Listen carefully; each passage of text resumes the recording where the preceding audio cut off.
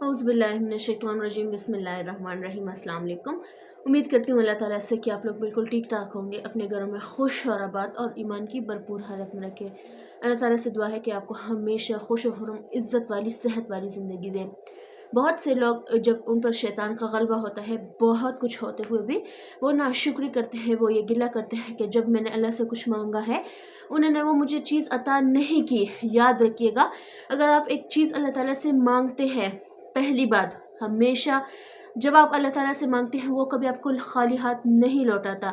दूसरा पॉइंट, अगर वो आपको नहीं भी देता तो उसके अल्टरनेट उससे कहीं गुना बेहतर आपको अल्लाह ताला उस चीज़ से नवाजता है, लेकिन कभी आपकी दुआ रद्द नहीं करता। तीसरा पॉइंट, अगर इस दुनिया में आपकी वो डिज़ायर वो विश पूरी नहीं हुई, खुश हो जाइए, क्योंकि मरने के बाद आपको उसका ऐसा सिला मिलेगा कि आप खुश हो जाएंगे, आपको यकीन नहीं आएगा। आप दुआ करेंगे कि काश मेरी दुनिया में कोई हाजत कबूल नहीं होती, सारी मरने के बाद ही होती, क्योंकि आपको उसकी लज्जत का अंदाज़ा नहीं है। तो जब भी आपका शैतान हावी हो, आप ऐसे सिचुएशन में आए तो अपने मुंह को, अपने अल्फाजों को ज़रा सा कंट्रोल में रखिएगा। वो हमारा रब है, वो कभी ये नहीं चाहेगा कि या हमारे साथ ज़्यादती करे या हमें अफसरदा करे। हाँ, अलबत्ता कुछ ऐसे अल्फाज, कुछ ऐसे आयात, कुछ ऐसे वज़ाइफ अल्लाह ताला ने भेजे हैं। हमेशा जैसे मैं आपसे कहती हूँ कि कुरान पाक में हर एक चीज़ का इलाज है। आप डिज़ायर करते हो, विश करते हो, कोई हाजत कुरान पाक में मौजूद है। कोई मुश्किल आ रही है आप पर, कुरान पाक में उसका हल मौजूद है। कोई बीमारी आई है उस पर आप पर, अल्लाह ना करे तो कुरान पाक में मौजूद है हल। इवन दो सिवाय मौत के इंसान के ज़िंदगी में जितने आजमाइशें, जितनी मुश्किलात, जितनी परेशानियाँ, जितने डिज़ायर्स आते हैं, उस सब का हल एक कुरान पाक में है। लेकिन हम अपनी कमअक्ली की वजह से, हमें ला इल्मी की वजह से हम नहीं ढूंढ पाते उस इलाज को। वैसे ही एक वर्ड है अलिफ लाम मीम। हम वैसे अगर मैं आपको एग्जांपल दूँ, हम जब स्पीच करते हैं, जो स्टूडेंट्स ने स्पीच किया होगा उनको एक्सपीरियंस होगा कि हम कहते हैं कि स्पीच का स्टार्ट हमारा धमाकेदार होना चाहिए, बीच में जो भी हो, एंड जो भी हो, लेकिन स्टार्ट हमारा अच्छा होना चाहिए, इम्प्रेशन अच्छा पड़ना चाहिए। वैसे ही है अलिफ लाम मीम, special word which is called हरूफ मुक़त्तआत।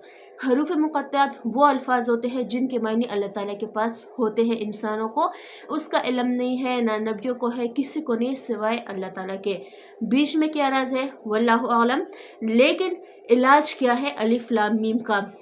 जैसे मैंने स्पीच की एग्जांपल आपको दी, वैसे ही कुरान पाक की एग्जांपल है कि स्टार्ट अलिफ लाम मीम से हुआ है, जो कि बहुत से अमराज का हल है, जो कि बहुत से लाइलाज बीमारियों को, लाइलाज ख्वाहिशात का हल है।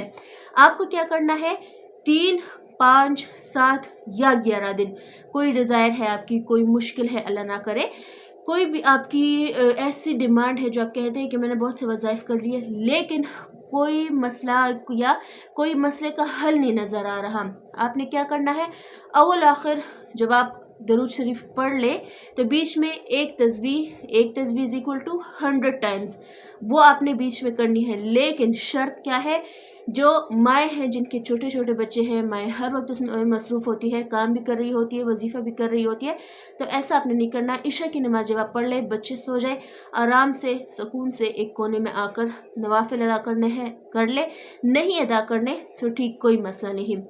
आपने अव्वल आखिर दरूद शरीफ के साथ 100 मरतबा अलिफ लाम मीम अलिफ लाम मीम अलिफ लाम मीम ये पढ़कर अल्लाह ताला से रो के, गिड़गिड़ा के, यूँ अल्लाह ताला आपको सुन रहा है, आपके सामने बैठा है, आपकी हालत, आपकी सिचुएशन, आपकी जो अंदरूनी जो उस चीज़ को पाने की सकत है वो महसूस कर रहा है। फरिश्ते भी कह उठे कि ए अल्लाह, इस इंसान को ये चीज़ दे दे। ऐसा आपने अल्लाह ताला से मांगना है। दूसरा किस लिए आप कर सकते हैं, कोई लाइलाज बीमारी है उसके लिए आप कर ले।